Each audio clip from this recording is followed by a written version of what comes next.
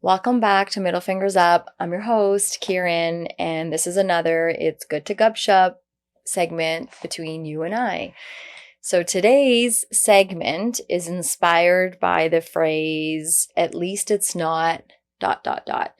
So this conversation comes from a lot of those in-betweens of conversations I've been having with loved ones and friends over the last couple of weeks, and how the Air India plane crash has impacted a lot of our community in all sorts of ways. And the common thread in these conversations from everyone that I've been speaking to is about moving forward, pushing through, and this need to be grateful for our own lives and where we're at. And you know me, I'm a big fan of, we don't always have to be grateful for being grateful. I want to talk a little bit about how to honor the feelings that we are experiencing, as well as being grateful. You can do both those things. So, you know this phrase, at least it's not ... You know this phrase, you've either said it or it's been said to you. You're going on a trip, it gets canceled, and someone says, well, at least it wasn't non-refundable. You're having a really bad work week, and someone says, well, at least you have a job. You are expressing how badly your job as a parent is going, and someone says, well, at least you can have a kid. It's always this way of trying to be grateful for what you have, but it doesn't always come out that way. So I just want to unpack this a bit with you guys. What's going on in our minds when we say this, and what happens to the person that's hearing it, as well as why are we so wired to search for this silver lining, even when it feels sometimes a silver lining that we're so searching for is like putting duct tape on a deep ass cut. Okay, so maybe we can start with the brain and this need for the brain to compare. If we know the brain and we just look at how it operates, sometimes it can help us understand ourselves better and help us realize a lot of us do this because our brains operate very similarly. And one of the things our brain does is it loves patterns. It searches for patterns, and it also loves minimizing perceived threat. And it's doing this when particularly something bad happens. Really what our brain is trying to help us with is to keep from going into crisis, to keep from spiraling. One of its favorite ways to do this is the comparison part. And the whole, at least it's not worse, is our brain trying to regulate. It's trying to engage what we call the prefrontal cortex, so the front of the brain right here. I'm touching my forehead for anyone that's not watching. And that's our logic center. That is where we are doing our planning, our organizing, our critical thinking, everything but using our feelings and our emotions. And it's our brain's place of bringing us back from the back of the brain, where the amygdala is in charge of our fight, flight, fawn, freeze responses to bad things happening like trauma, crisis. And it's really our brain's way of saying, okay, this sucks, but we can manage. We're okay. It's really not that bad. And from a survival point of view, this makes sense. Thank you, brain. We love it because you're protecting us. You're trying to keep us safe. But I think the other thing to all of this is, on one hand, it's helping us on the survival safety part. The other hand is emotional safety and survival are two different things. And so what ends up happening there, this tricky part, is while the brain's doing what it's designed to do, the heart doesn't always catch up as quick. And so someone's telling you, oh, at least it's not as bad as blah, blah, blah, blah. And you're like, yep, the brain's logically doing its thing. Sure. That may be true, but emotions aren't logical. So they're going to want to go where emotions want to go, which is the messy, layered, and very specific to the moment place. So what ends up happening is we skip to the coping. We don't want to feel the badness, we call it the messy middle. We just want to get to the end and be like, fine, push through.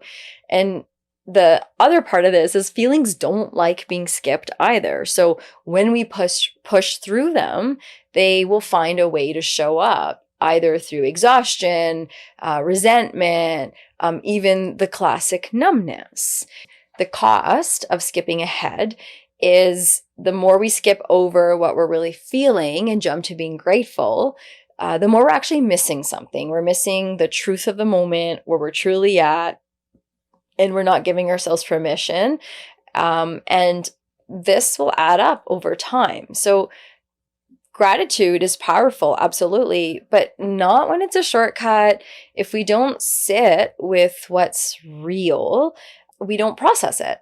And then we just file it away somewhere deeper. We tuck it away, and then it's going to come out eventually. So this is when we have big ass emotions for something not so big. We end up showing signs of anxiety, irritability, being disconnected from joy when everything is fine. So sometimes the long route to healing is pretending it's okay when it's not, only to end up breaking down months later over something small, as I was saying. So when you realize that you can't actually feel gratitude for things anymore because you've been masking it for so long. And so instead of all of that, what if we just give ourselves permission to be where we're at and say, yeah, this is shitty. This is a bad thing that's happened. This is disappointing. I am feeling pain. So trusting that naming it, not fixing it, not explaining it away is actually what gets us through quicker when we're trying to do the fast route anyway. So just experiencing that I'm impacted by this tragedy that happened, and I'm allowed to be impacted. I'm allowed to feel what I'm feeling, and I want to explore that. I want to be curious about that. And when we allow ourselves to do that, simplest thing is really the shortcut is allowing ourselves to just feel it.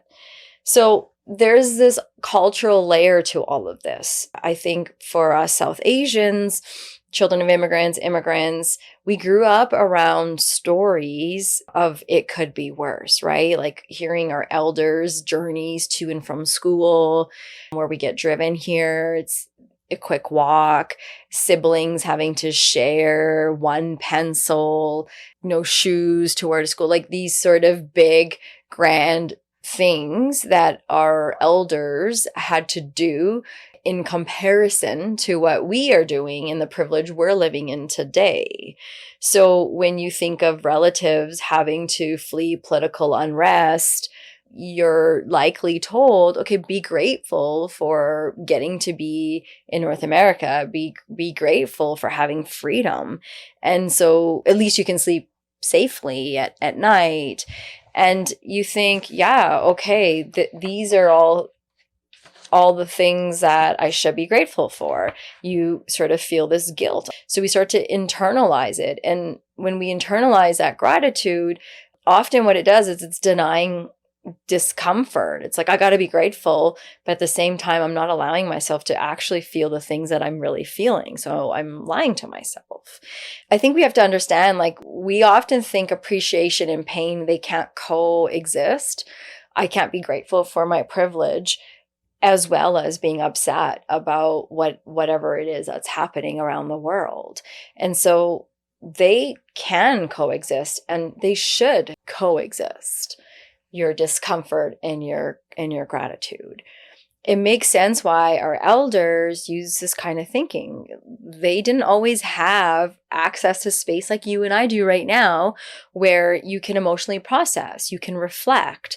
And so their survival really depended on pushing forward, not feeling, but getting to a place of function, because that's what functionality was the way to be. And so this whole, well, at least it's not ... It's kind of like a mindset that's built as an armor. And in some ways, it served its purpose. It helped people endure. But now many of us aren't just in this place where we need to survive and function. We talk about thriving. We talk about in a place of healing. And so we're trying to connect to feel safe in our bodies and our stories. And so that means we're starting to take this armor off. And when we say, well, at least it's not worse, I think we often mean well. I know when I've said it, I've meant it well. And I know when it's been said to me, it's been meant well.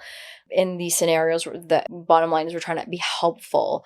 But what the other person may likely be hearing is you're overreacting, your pain is invalid, you should be quiet. And this is kind of where the connection starts to break down. And truthfully, sometimes it's just that we're trying to comfort ourselves more than even the other person. And again, when we go back to the episode the Gup Shup recently done about emotional boundaries, right? We talk in there about that invisible boundary of where do my emotions begin from where do yours end, and that codependency often exists for many of us. And so when we see someone before us that is in pain or upset, it's actually impacting us because we're taking those feelings in, and so we're trying to shut it down because we don't like that discomfort either. And so I think what's going on in that moment too is we don't want to acknowledge it because it would mean that we'd have to change something, we'd have to do something about it. So if we just do that, everything's fine, we're all okay, then we don't have to go to that weird, fearful place of the unknown. Oh, that discomfort, what does it actually truly mean? And that's hard. And sometimes we don't even say, at least it's not out loud, but we're thinking it, and we say things like, well, I shouldn't be upset. Other people have it worse. This is nothing compared to what that person went through. And so there ends up being this silent suffering mindset where we just shut ourselves down before even letting ourselves talk about it. And it's a second nature thing. And again, being honest with you, I think we're needing to talk more about and acknowledge that suffering isn't competition. It isn't comparison. So you don't need to earn your right to express your pain or your upsetness. And healing doesn't require you to ignore your own pain just because someone else is in pain too. And I think that sounds like, oh yeah, I know that, but more than not, we don't acknowledge that. We're very disconnected from that. And what we continue to compete in this suffering. Maybe what we can encourage ourselves to do more, be more curious about is, okay, like how can I sort of break that? And when my reflex of at least it's not starts to come out, I can take a beat, pause, breath, and say things to the person before me or to myself that aren't really about fixing it, but are about acknowledging where we're at. So I'm really sorry. This sounds hard. Do you want to talk about it? I hear you, and it's okay to feel this way. I've been there. And even something like, would you like empathy, or would you like some ideas right now? Because I think when we're trying to be helpful and get someone through, we don't often acknowledge that where their brain is at is in the crisis back place. And so when you're in this crisis state, you're in no place to be hearing solutions and ideas. And it's really frustrating. It's like, get the F out of my face.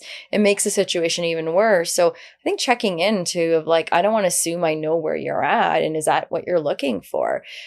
It's okay to be able to share with our loved ones and people we care about, and share with them how we want to be supported, how we want to be validated. And it's also okay to ask them, like, how would you like to work through this situation? So these kinds of responses can honor, again, what's real without trying to jump to fix it mode. They help tell that other person, I see you're in pain and I'm comfortable with sitting here, and I'm comfortable with that. I'm comfortable sitting here with you. You're safe. You're not too much. Look, gratitude is beautiful. I love it. But I don't think it's great when it's weaponized to bypass real emotions. And we can be grateful and grieving. We can be okay and not okay. We don't always need to rank pain to make it valid. So next time our brain is trying to go to that place of at least it's not ... Again, let's just pause, take a breath. And instead of minimizing it, making it small, be with it, allow it, tell yourself, I am hurting.